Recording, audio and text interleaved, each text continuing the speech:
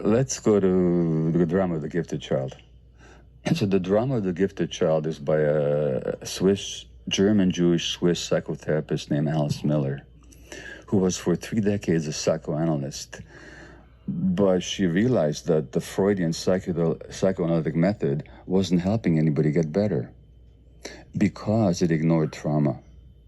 So the drama of the gifted child, the German title of which was Prisoners of Childhood, was really all about the fact that stuff happens to us as children, negative things happen, then we adapt to those things by taking on certain defensive ways of being, and then we live the rest of our lives from those defensive modes. So we're not actually experiencing the present, we're constantly reliving the past from a perspective that we acquired when we were helpless and vulnerable children.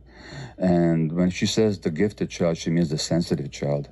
So the more sensitive the child is, the more he or she feels the pain and stress of the environment, and the more affected they are, and the more that shapes their lives.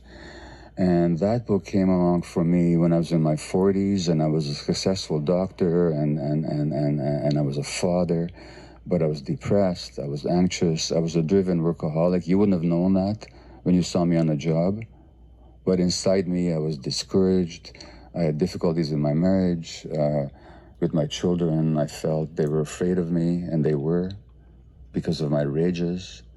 And that book helped me understand. It was the first book to help me understand where all that came from. So that was, for me, as for many other people, a seminal read.